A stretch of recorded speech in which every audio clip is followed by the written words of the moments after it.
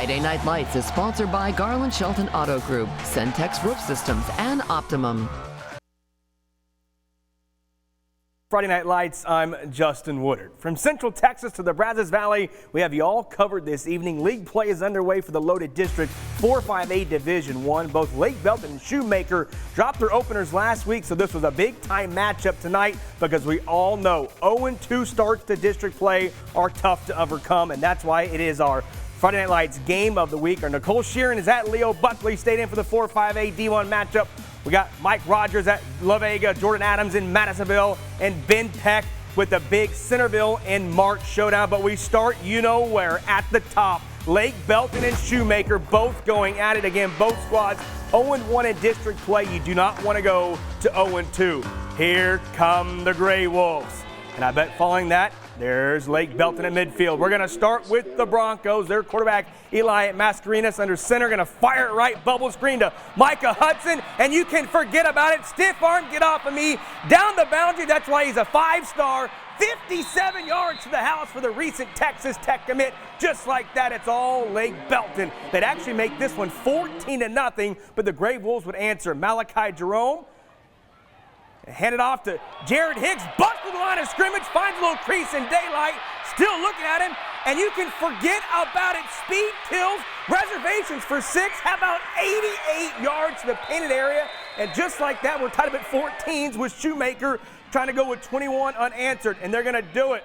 Jerome this time fires a dart to Jonathan Landman, stripped it, but it's too late, crossed the plane. Just like that, Wolves take the lead, 21-14. But here comes Lake Belton, Mascarenas. Oh, a little read option, in crashes down, he pulls that thing, and that's the right read, number 13. Into the end zone we go, tied at 21s, and then we're gonna air it out. Jerome letting it fly, Maurice Starr! Fingertip grab and rolls into the end zone. Are you kidding me? Back and forth we go, 27-21. Broncos say no problem. Mascarenas says, I can throw it deep too, and who else but your 5-star wearing big number 1. Micah Hudson hauls it in. They would cash it in from there. What a ball game, but Lake Belton gets the win, 44-35. So Lake Belton goes into clean and gets the win over Shoemaker. And you know what that means? It's time for a trophy presentation. That's the best game of the week yet, Nicole. Heck of a job.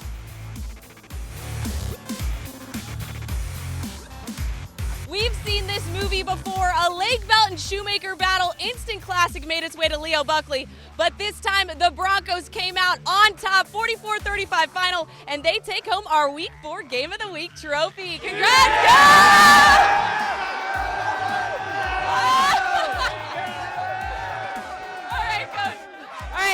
Come here, Coach. So, Coach, you've said it all, all after this game. You finally got one. You finally won it. How does it feel? Biggest win in school history.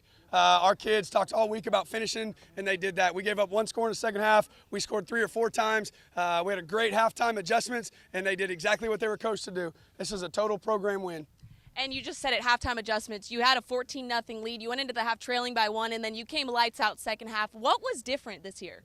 Well, this year he wasn't going to propose. How about that? And a big man, Micah Hudson. Where's Micah? Micah Hudson. What a game. You commit to Texas Tech on Monday, and you just get a big district win under your belt. How does that feel? It feels great, just trusting these coaches, trusting God, trusting my teammates. We just came out here, the motto of the week was just finish, and we came out here and we finished. Well, I think it's safe to say these guys are pretty pumped. What do you guys think? Yeah! They're about to party all the way to Lake Belton. They've got Waco High next, but Justin, I'll send it back to you. Thank you very much. Let's get some more Central Texas action. What a show for Lake Belton, going to 1-1 in district play. Look at us have a 2-game skid. Harker Heights hosting Permian. It all Panthers on the doorstep. Jacob Garcia, boom, boom, boom, plunges his way into the end zone. So 6-3 after the missed PAT. We got Garcia here for Permian again. This time he's going to hand it off to Mr. Lara. And that's what they do. They run that slot T triple option, but when it's up the middle, you can do that. 13-3, all Panthers. But here comes Harker Heights. They would wake up. Quarterback, Caden Butler, in the gun. Post right alert, Ty McMillan.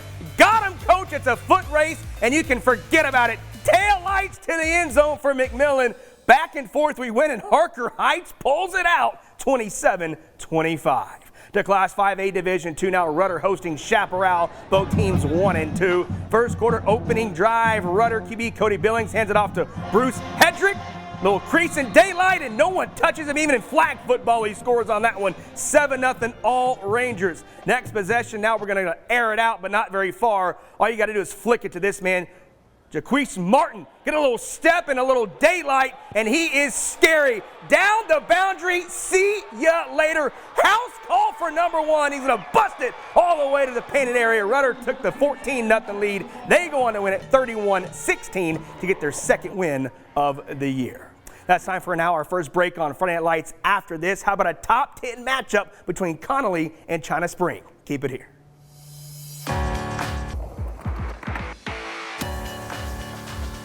Welcome back into Friday Night Lights. Let's start now with a top 10 showdown between Connally from Class 4A Division II and third-ranked China Spring from 4A D1. The Cougars rolled last year over the Cadets by 30. Would it be the same story in this one? Here come your hometown Cougars, and we're going to start with them. Their quarterback to watch, Cash McCullum, but doesn't do anything here. Just watches his all-star running back, Kyle Barton. Whoop, cuts outside, and once he gets going, you can spin him down, but it's going to be too late. Speed kills the corner, and he's in there. A few minutes later, same play, right up the gut. All he needs is a little daylight, and number 4 is going to bust it. See ya later. Tail lights, as we call him. Kyle Barton, TD number 2 on the night. But here comes Connally, quarterback Jamarian Vincent.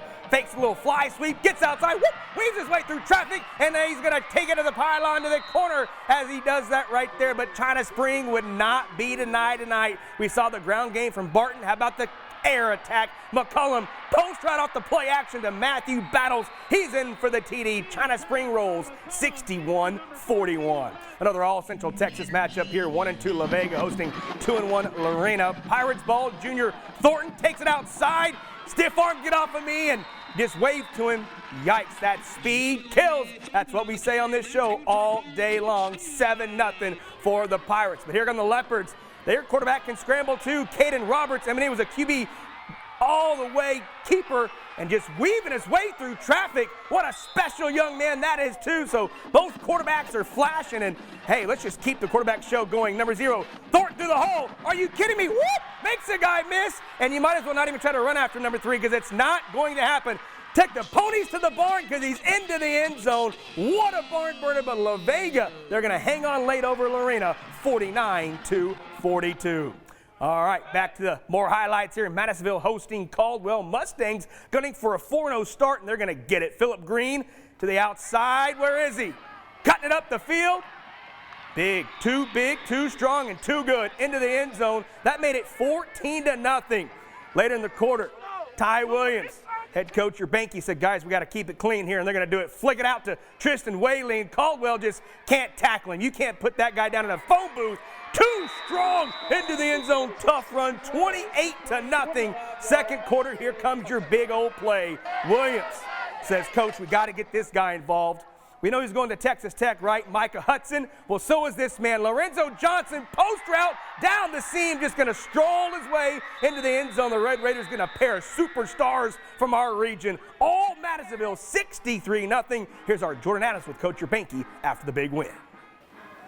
Hey y'all, out here in Mustang country with the head coach of the Madisonville Mustangs, Russell Urbanky. Coach, huge win, dominated on all 3 phases tonight. How happy were you with your team's effort throughout the game? Yeah, I was really happy how we came out. Really challenged the kids. Felt like the last couple of weeks that we kind of been slow starting coming out the gates. So I challenged us on really all 3, facets of the game. On defense, we asked them to get a 3 and out. Offensively, we wanted to score on the first possession, and played really well in the special teams game tonight. My next question for you, starting the season off 4-0, obviously you've had some success in your time here for many years. Could this be the best Madisonville team you've had yet? Yeah, it's still early. We still got a long way to go. So, we'll see. We got some tough opponents coming up here in the next couple of weeks, and then of course, getting ready for our tough district play. Well, for the head man, I'm Jordan Adams here in Madisonville. Back to you, Justin. Thank you, sir. More action now. Number 1, Franklin from Class 3A Division 1. Back-to-back defending champions at home, taking on Jasper. Fullback dive right up the middle goes to Braden Yori. Plunges his way in for the TD. Jasper would block the extra point, so it's 9-0. And Jasper, the Bulldogs think they got something rolling here on offense. Isaiah Coleman looking over the middle, but he's going to be picked off by Landon LeBouf, and he's going the other way with the convoy, and is he going to do it? He is. Pick six city. How about the defense for the Lions stepping up? Franklin still on that amazing run. 29-14, winner, chicken dinner. Time for another break here on FNL after this, Class 3A and 2A. Welcome back into Friday Night Lights. Hope you're ready for some more action. Cameron, you had a tough test tonight with number 6 Belleville in town. Promise from Class 4A D2, so Yeoman playing up in competition. We start with Belleville on the doorstep. It's Corrigan Hood in for the short TD, makes it 7-0. Belleville in the blink of an eye, and same little play here, little handoff on the right-hand side, but this time Hood is going to be stripped by Jacorius Hartman, and number 6 is going to go the other way for 6. Whoop! Makes the guy miss, and see ya later. House call. What a play by Mr. Hardman. Pull up the scoreboard. What do we have from Yohan Belleville? Belleville cruises 56-22. Bumblebee Country now Academy gunning for a 4-0 start, hosting Salado. First quarter, we went back and forth. Bumblebee's QB Casey Mraz. Play action, hits Zane Clark, little tiptoe dance, back of the end zone. Got him, coach, just how you draw it up. 7-0 Academy. But Salado would come right back. Luke Law is their quarterback, and he's a big old kid with a strong arm. I said he can throw it a mile, and he's got his guy, Case Magden, out of the backfield, down the seam, 7-7. I said back and forth we go. Academy then in the red zone on their next possession. You saw Mraz throw it deep, and this time almost gets me. A little off-tackle fake, around, looking, going to just put his shoulder down, boom, into the end zone, 15-7. Academy goes to 4-0, 55-28. 7-3A Division I now, Whitney hosting West. Wildcats 1-0 in league play, Trojans 0-1. We're going to start with your home team, Whitney. Mason Seeley down the boundary, Marcus Wilson, Moss is the defender, and then stays in bounds somehow, some way, showing off the hands and the feet. Just pure athleticism there, all the way to the end zone for a TD. And more from your home team. Seeley getting out of trouble, throwing it. Jaden Anderson, go up and get the football, young man. And then we're going to air it out again. Seeley to who else but Wilson, all alone in the end zone. Pull up a score. Whitney rolls 32-10. Non-district action here, but a great one. Top 3 showdown, Centerville and Mart. Opening drive for the Panthers, their all-star running back, J.D. Bell. Through the line of scrimmage, gets going, number 2, gets a block on the outside. Andrew Newman forces the fumble? Or is he out at the 1-yard line? Looks like he's out at the 1-yard line. A break for Mart, and then your quarterback, Superman over the top, 8-0. Mart ahead there. Second quarter, they're up 22-0. So Centerville's really got to get going here. It's Andrew Newman returning the kickoff, waits for a block, and then, the Red Sea parts, and he's going to go down the boundary. Let's pull up a score. Is it enough from Newman and company over Mart? Yeah, it does not look good. 36-21 in the fourth. Ben Peck taking away live with a live report. Yeah, Justin, that's probably going to be the final score. A couple touchdowns lead for Mart, but really Mart's been in control of this game from the get-go. I will say Centerville cut it to a one-possession lead going into the half, but Mart got a touchdown right before the break to kind of neutralize it. They had a chance in the fourth quarter as well, but the defense for Mart standing strong. Looks like it's going to be a 15-point win for the Panthers. Impressive from them against a very good team from Centerville. Justin, back over to you. All right, thank you, sir. Let's go over some scores real quick. Ellison falls to Red Oak in District Play, 49-10. Midlothian all over Waco High, 41-0. College Station a winner over Mexico Tigres, 46-6. So College Station will enter District Play on a roll. That's it for Week 4. We'll see you next week for Week 5.